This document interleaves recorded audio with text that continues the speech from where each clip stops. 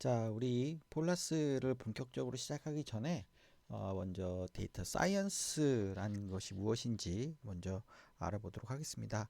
결국엔 폴라스라고 하는 툴도 데이터 사이언스의 범위 안에서 사용되는 그 패키지이기 때문에 일단 데이터 사이언스가 무엇인지 먼저 짚고 넘어가도록 하겠습니다.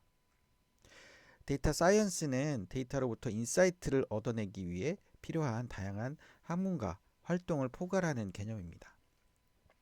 목적에 맞는 데이터 분석 결과와 인사이트를 도출하기 위해 필요한 여러 가지 체계적인 방법론을 제시하고 있는 학문인데요. 이 데이터 사이언스는 크게 세 가지 기술적 영역으로 구성되어 있다고 흔히들 얘기합니다. 첫 번째는 수학과 통계학적 지식이 필요하고요. 두 번째는 컴퓨터 과학과 프로그래밍 기술이 필요합니다. 세 번째는 분석을 하고자 하는 분석 분야의 전문적인 지식, 도메인 널리지라고 하는데요. 이 세 가지의 지식들이 어우러져서 데이터 사이언스라고 하는 이 학문으로 발전을 하게 됩니다. 데이터 사이언스는 크게 5가지 단계, 경우에 따라서는 6가지, 7가지로 나누는 경우들이 있는데요. 일반적으로 이 수집, 정제, 탐색적 데이터 분석, 모델 수립, 모델 배포의 요 5가지 단계로 이루어져 있습니다. 보통 이제 수집이나 정제 단계에서 주로 일을 하시는 분들은 데이터 엔지니어. 이 데이터 엔지니어 분들은 주로 데이터베이스 안에 어떤 데이터를 집어넣고, 그리고 그 데이터들이 결측치나 이상치들이 없는지 계속 체크해서 그런 것들을 정제하는 그런 일들을 주로 많이 하시는 데이터 엔지니어 분들의 주로 이제 수집과 정제 단계에서 많이 일을 하시고요. 보통 우리가 데이터 분석가라고 하는 분들은 수집된 데이터들을 사용해서 일단 자기가 분석할 수 있는 분석하고자 하는 그 툴에 맞게 데이터를 정제하고, 그리고 그 정제된 데이터로 탐색적 데이터 분석을 하면서 인사이트를 얻어내는 분들을 보통 데이터 분석가라고 얘기를 합니다. 이 데이터 분석가가 만들어낸 인사이트를 가지고 어떤 특정한 관심 있는 영역의 데이터에 대한 미래 데이터를, 예측 데이터를 만들고자 한다면 머신러닝이나 딥러닝 모델을 만들고 그 모델을 사용하고자 하는 사람들에게 배포하는 이런 과정들을 거치게 되는데요. 보통 이런 과정들을 주로 하시는 분들을 머신러닝 엔지니어라고들 얘기를 합니다. 그래서 이렇게 세 가지 그 일을 하시는 분들을 전체적으로 데이터 과학자라고 얘기를 합니다. 데이터 사이언스 프로세스에 대해서 자세하게 한번 알아보도록 하겠습니다. 데이터 사이언스 프로세스, 첫 번째 프로세스는 데이터 수집 프로세스입니다. 결국에는 우리가 데이터를 분석하고 모델을 수립하려면 그 목적에 맞는 데이터가 필요하다는 것이죠. 그래서 분석의 목적과 용도에 따른 다양한 데이터를 수집하고 정확하고 효과적인 데이터 분석을 위한 고품질 데이터를 수집하는 과정이 데이터 수집 과정입니다. 이 데이터 수집 과정은 크게 몇 가지로 분류를 할 수 있는데요. 책에서는 한 4가지 정도 분류를 해놨지만 한 2가지 정도 좀 알아보고자 합니다. 먼저 출처에 따른 데이터 분류입니다. 데이터가 어디에서 왔느냐 라고 하는 부분인데요. 1차 데이터 수집 방법은 통계적인 방법, 설문조사 해서 원본 소스를 직접 얻는 쪽에 대한 데이터를 1차 데이터 수집이라고 합니다. 이렇게 해서 수집된 데이터는 굉장히 그 러프한, 굉장히 정제되지 않은 그런 데이터입니다. 그래서 이 데이터를 직접 활용을 할 수는 없고요. 2차 데이터 수집을 통해서 재정보고서나 판매보고서, 정부보고서 형태로, 보고서 형태로, 그리고 요약된 형태로 정제되게 되는데, 이러한 데이터들을 2차 데이터라고 합니다. 우리가 보통 머신러닝이나 딥러닝 모델을 만들고 탐색적 데이터 예, 분석을 위해서 필요한 것은 사실 1차 데이터가 많이 필요합니다. 그런데 1차 데이터는 용량도 크고 오픈되지 않는 경우들도 많기 때문에 1차 데이터 데이터가 없는 경우에는 부득이하게 2차 데이터로도 데이터 분석을 많이 수행하기도 합니다. 그 다음 종류에 따른 분류입니다. 데이터 종류는 크게 정형 데이터, 비정형 데이터, 반정형 데이터로 나눌 수 있습니다. 아마 많이들 들어보셨을 텐데요. 정형 데이터라고 하면 행과 열 형태의 표로 구성될 수 있는 그런 데이터들을 말합니다. 그래서 행과 열 형태로 표현되기 때문에 데이터 값에 어떤 그 특정 쿼리 언어를 통해서 데이터 값을 검색할 수 있고 데이터 값을 추가할 수도 있고 삭제할 수도 있는 그런 데이터에 대한 연산이 자유롭게 이루어질 수 있는 데이터를 말합니다. 비정형 데이터라고 하는 것은 앞에서 말씀드린 것처럼 데이터 모델, 그러니까 데이터 구조가 명확하게 결정이 되어 있지 않은 그런 데이터를 말합니다. 보통 이런 데이터들은 문서 데이터나 음악 데이터, 영상 데이터, 음성 데이터 이런 데이터들을 말합니다. 데이터 모델, 그러니까 데이터 구조가 명확하게 설정되어 있지 않기 때문에 이런 데이터들은 데이터 안에서 특정한 어떤 데이터를 검색하기 그리고 데이터 그 안에 특정한 내용을 추가하거나 삭제하는 것이 쉽지가 않습니다. 그래서 이러한 데이터는 정형된 데이터 아니다.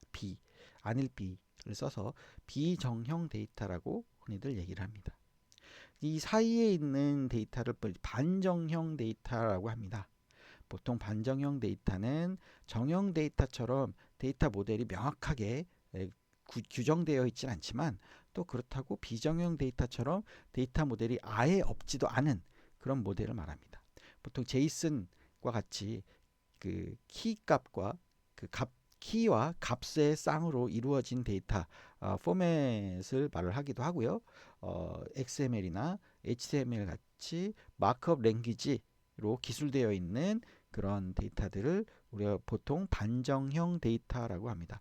이 반정형의 반이라고 하는 말은 안티, 반대하다의 그 안티가 아니고 세미, 중간의 데이터를 말하기 때문에 중간을 의미하기 때문에 정형 데이터와 비정형 데이터 사이에 있는 데이터라고 생각을 하시면 편하실 것 같습니다. 그 다음 데이터 정제 과정입니다. 데이터 정제 과정. 데이터 수집을 통해 얻은 데이터는 굉장히 불완전한 데이터인 경우들이 많습니다. 오류도 있고 그 안에 결측치도 있고 이상값도 있고 하기 때문에 그런 이상치나 결측값들을 제거하고 오류와 불일치를 제거하고 데이터 분석에 적합하도록 변형함으로써 데이터 품질을 향상하는 단계를 말합니다. 여기에서 이제 데이터 품질이라고 하는 단어가 나오는데요. 데이터 품질이라고 하는 것은 이제 얼마나 그 데이터가 유효하고 일관되고 정확하고 완전하고 무결성이 있고 균일한지를 측정해서 이 데이터가 얼마나 품질이 우수하냐 우수하지 않느냐를 나누기도 합니다. 그래서 데이터 정제 과정에서는 초기에 수집된 데이터를 여러 가지 변형을 통해서 이렇게 6개의 단계에 적합한 데이터가 우수한 품질을 갖는 데이터로 변형하는 과정, 이 과정을 말합니다. 그래서 결측 데이터를 처리한다든지 이상값을 처리한다든지 데이터 표준화나 지저분한 데이터와 중복을 삭제하는 과정들을 거치면서 데이터 정제 프로세스가 수행이 됩니다. 그 다음으로 수행되는 것이 탐색적 데이터 분석 단계입니다. 자, 이제 이 탐색적 데이터 분석 단계를 얘기하기 전에 먼저 우리가 여행을 떠나는 그 생각을 좀 해보면 좋을 것 같아요.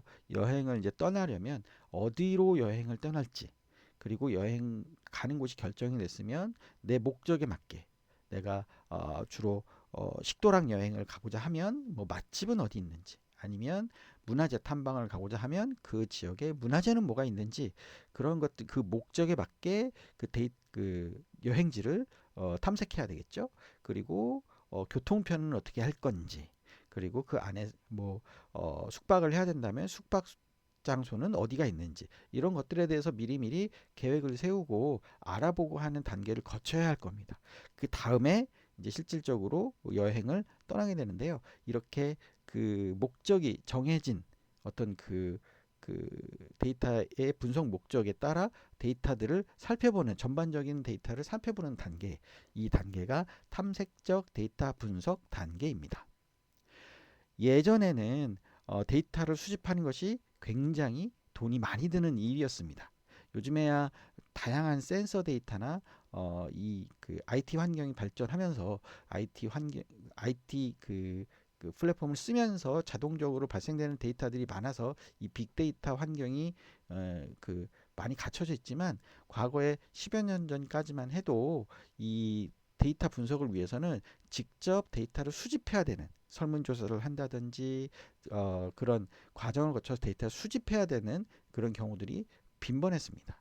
그 데이터를 수집하는데 굉장히 큰 돈이 들었기 때문에 큰 데이터를 수집하는 것이 여의치가 않았습니다. 그래서 일단 가설을 세우고 그 가설에 맞는 데이터를, 예를 들어 뭐 1000샘플을 만든다든지 뭐 이렇게 해서 샘플링 해서 데이터를 수집합니다.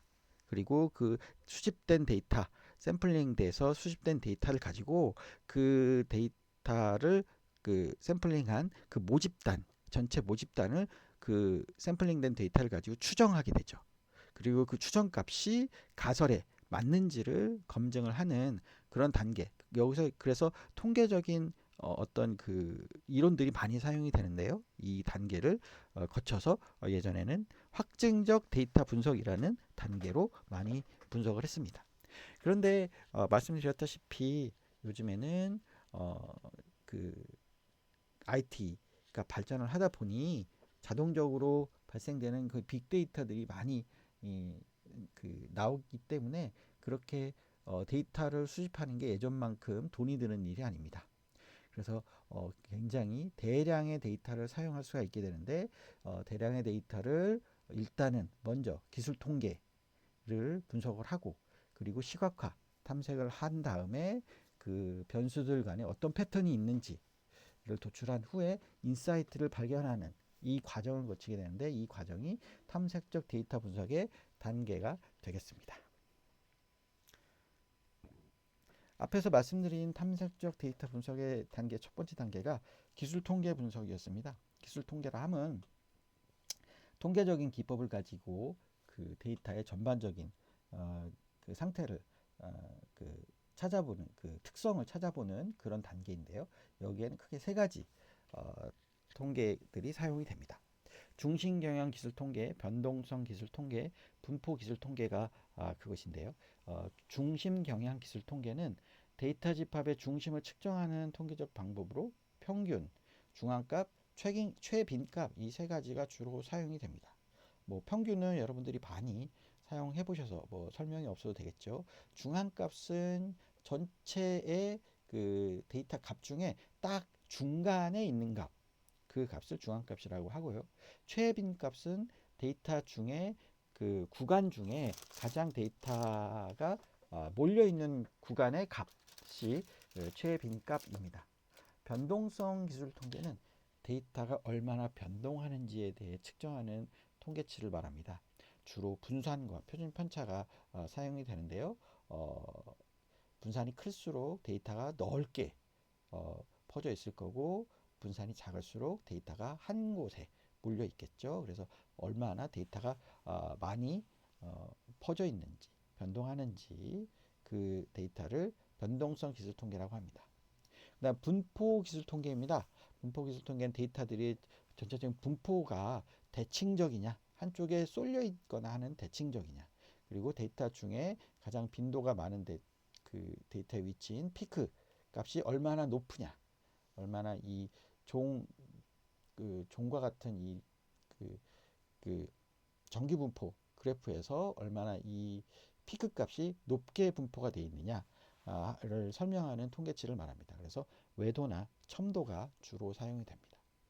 그 다음에 이제 데이터 시각화가 있는데요. 데이터 시각화는 또 다시 설명을 하겠지만 데이터 시각화 자체만으로도 굉장히 큰 데이터 분석으로 이루어지는 경우들이 많습니다. 그래서 데이터 시각화를 잘 하게 되면 그 데이터가 어떤 데이터인지 쉽게 이해할 수 있고요. 그리고 데이터 시각화만으로도 특정한 인사이트를 만들어낼 수 있습니다.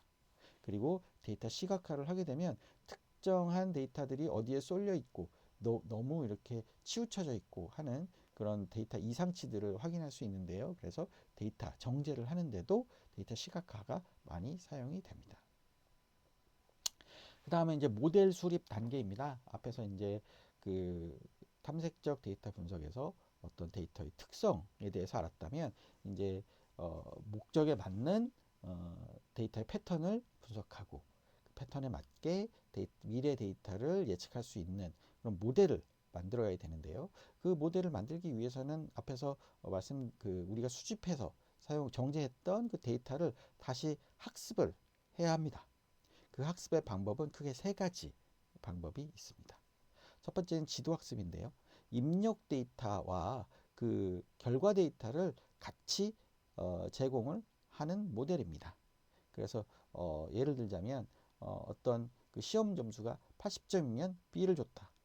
90점이면 A를 줬다.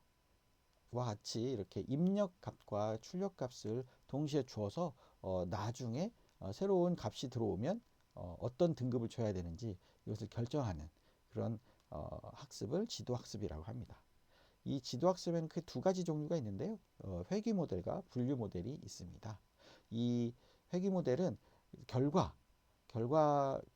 이 학습의 결과가 수치형으로 나타나는 경우를 이제 보통 회귀 모델이라고 합니다.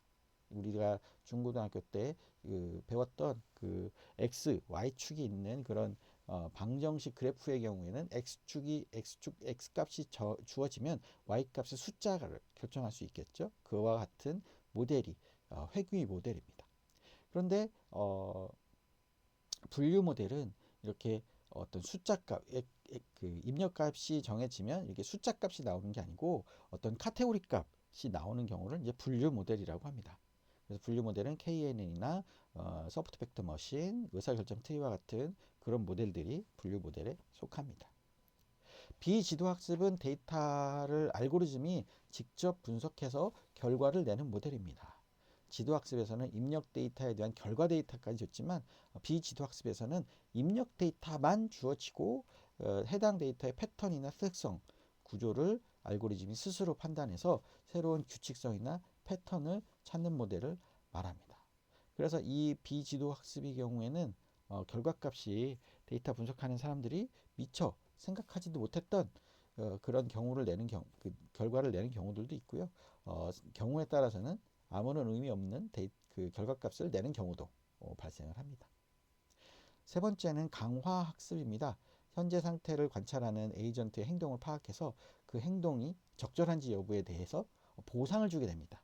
그래서 그 보상이 많이 쓰인 그 행동으로 추후에 들어오는 어떤 입력값들을 그 결과로 이렇게 예측하는 그런 방식을 강화학습이라고 합니다. 우리가 최근 들어서 이 강화학습은 굉장히 많이 이 에이전트라고 하는 이 그 프로그램을 이용해서 굉장히 많이 사용이 되고 있습니다. 그럼 이제 데이터 사이언스가 이제 무엇인지 알아봤으니까 데이터 사이언스를 하려면 어떤 도구들이 있는지 그걸 살펴보도록 하겠습니다. 먼저 데이터 사이언스 언어입니다. 파이썬은 뭐 여러분도 많이 사용하시고 앞으로도 이 책에서 굉장히 계속 파이썬을 다루어 보겠지만 일단 방대한 라이브러리와 방대한 프레임워크의 생태계를 갖고 있다는 게 가장 큰 장점이고 데이터 사이언스 언어로 가장 큰 장점은 또 인터프리터 언어라고 할 수 있습니다.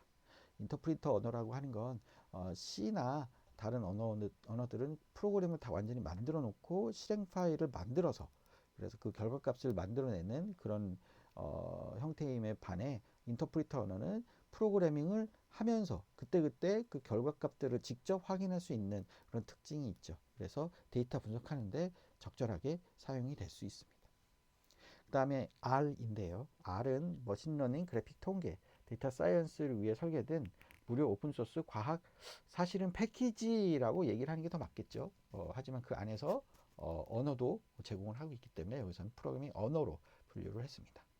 다양한 통계 분석 기능을 통해서 과학 연구 분야에 매우 인기 있는 언어로 강력한 시각화, 광범위한 오픈소스 라이브러리, 학술 연구에 매우 적합한 그 언어로 인기가 있습니다. 그래서 주로 연구소에서 통계적인 연구를 하시는 분들은 R을 굉장히 많이 쓰고요. 그리고 여기 그 R에서 제공하는 ggplot이라고 하는 그 시각화 툴이 굉장히 강력합니다.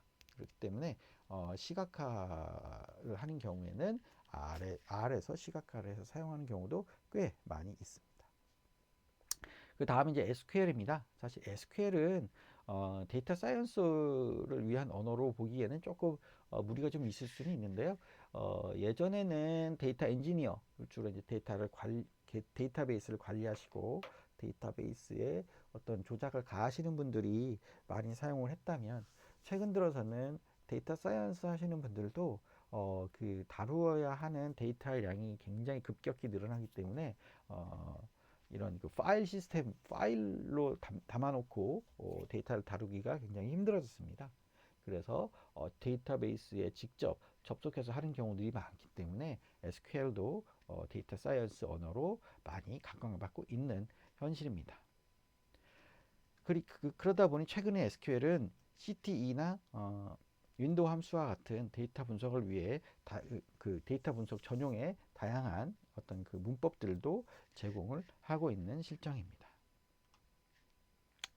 그러면 이제 두 번째로 이제 프로그래밍 언어를 살펴봤고, 다음으로 데이터 시각화 도구를 살펴보도록 하겠습니다. 데이터 시각화는 앞에서 설명드렸지만 그 시각화만으로도 데이터 분석에 어떤 굉장히 큰 결과를 낼 수 있고, 그리고 여러 가지 인사이트를 제공할 수 있기 때문에 매우 중요한 단계입니다. 그래서 데이터 시각화만 전문으로 하는 도구도 굉장히 많이 있습니다. 그 중에 가장 유명한 것은 태블로라고 하는 그 도구입니다. 데이터 시각화 전문 도구로서 매우 인기 있는 도구로 데이터 시각화에 대한 거의 모든 작업이 포함되어 있다고 할 정도로 많은 기능을 제공을 합니다. 그래서 태블로는 크게 이제 세 가지로 구분이 되는데요. 태블로 데스크탑, 태블로 서버, 태블로 퍼블릭으로 이제 구성이 됩니다. 태블로 데스크탑은 그 시각화 워크시트와 대시보드를 만드는 주요 분석 도구를 말합니다. 그래서 PC에다 설치하고 데이터 시각화를 하게 되는데요. 다양한 데이터 원본, 그러니까 여러 가지 엑셀이라든지 CSV 뿐만이 아니고 데이터베이스 파일도 일부는 받아들일 수 있을 만큼 다양한 데이터를 가지고 올 수 있고요. 그리고 직관적인 시각적 분석을 하는 그런 핵심 도구가 태블로 데스크탑입니다. 태블로 서버는 태블로 데스크탑에서 만든 시각화를 회사나 팀별로 공유해야 할 때, 그럴 때 사용하는 게 이제 태블로 서버입니다.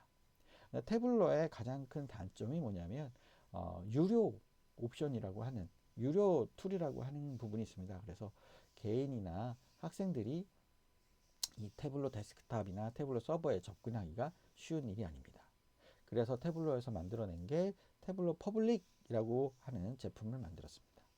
이 태블로 퍼블릭이 개인 사용자를 위한 무료 버전이고, 제작된 시각화를 웹상에 공개해서 누구나 접근할 수 있도록 해서 데이터 시각화 학습이나 포트폴리오 공유에 주로 활용이 되고 있습니다. 여기 보시면 태블로에 대한 그 그림이 이렇게 나와 있습니다. 파워비아이는 태블로에 버금가는 기능을 제공하면서 무료로 제공되는 마이크로소프트에서 만든 데이터 시각화 도구입니다. 이 무료로 제공되기 때문에 요즘 태블로를 쓰시는 분들이 많이 또 파워비아이로 넘어오시고 있는 추세인 것 같아요. 마이크로소프트 엑셀과 거의 동일한 유형의 스프레드시트 형태의 레이아웃을 사용하기 때문에 마이크로소프트 엑셀을 사용하신 분들이라면 큰 거부감 없이 사용하실 수 있는 장점이 있습니다. 그다음 루커 스튜디오입니다. 루커 스튜디오는 옛날에 구글 스튜디오라고 얘기를 했는데요. 이번에는 구글에서 만든 데이터 시각화 도구입니다. 이 도구도 무료로 제공을 하는데 구글 클라우드에서 바로 운영이 되기 때문에 앞에 있는 두 툴처럼 다운로드를 받아서 내 PC에 설치해 놓는 것이 아니고 바로 인터넷에 웹브라우저를 통해서 인터넷에서 접속하면서 바로 사용할 수 있다는 그런 장점이 있습니다. 구글에서 만들었기 때문에 구글 스프레드시트와 연동해서 사용이 가능하다는 그런 장점이 있습니다. 자, 이제 그러면 빅데이터 생태계를 한번 이해를 해보도록 하겠습니다. 빅데이터 생태계가 어떻게 구성이 되어 있느냐. 빅데이터 생태계라고 하는 건 데이터를 수집하고 저장하고 처리하고 분석하고 시각화하고 모델링하는 앞에서 제가 말씀드렸던 데이터 사이언스의 모든 단계에 대한 기술, 그리고 도구, 플랫폼, 프로세스, 이해관계자로 구성된 전체 시스템을 빅데이터 생태계라고 얘기를 합니다. 그래서 빅데이터가 생성되고 활용되는 환경을 전반적으로 포괄하는 개념입니다. 뭐 여러 가지 이 구성은 여러 가지 그 구성으로 뭐 그 구분을 하기도 하는데요. 저는 데이터 관리 계층, 데이터 거버넌스 계층, 데이터 활용 계층으로 구성을 해 보았습니다. 데이터 관리 계층은 데이터를 적시에 정확하고 체계적이고 구조화된 방식으로 사용할 수 있는 사용하는 사람들이 즉각 내가 원하는 때에 사용할 수 있도록 하는 다양한 방법을 제공하는 계층을 말합니다. 그래서 데이터 소스, 어디에서부터 데이터를 가져올 거냐, 데이터 파이프라인, 데이터를 소스에서부터 가지고 오는 과정, 어떻게 가지고 올 거냐라고 하는 그 프로세스를 말하는 것이 데이터 파이프라인이고요. 데이터 플랫폼, 그럼 데이터 파이프라인을 통해서 갖고 온 데이터는 어디에 저장을 시켜 놓을 거냐 라고 하는 것이 데이터 플랫폼이고요. 데이터 아키텍처, 그 플랫폼 위에 그러면 저장을 할 때 어떤 형태로 저장을 할 거냐, 그래서 사용자가 쉽게 접근할 수 있도록 구조를 어떻게 만들어 놓을 거냐 라고 하는 것이 데이터 아키텍처입니다. 그래서 이렇게 데이터 플랫폼 위에 데이터 아키텍처의 구조로 그 저장이 돼 있으면 그 데이터를 데이터 분석가가 가져다가 여러 가지 분석을 할 수 있도록 만들어 놓는 계층이 바로 데이터 관리 계층입니다. 데이터 거버넌스 계층은 데이터 관리 계층에서 만들어 놓은 데이터가 이제 데이터를 사용하려면 그 데이터가 뭔지, 그리고 어떤 데이터인지 그런 것들에 대해서 이제 사용자에게 뭔가 그 정보를 전달해야 되겠죠.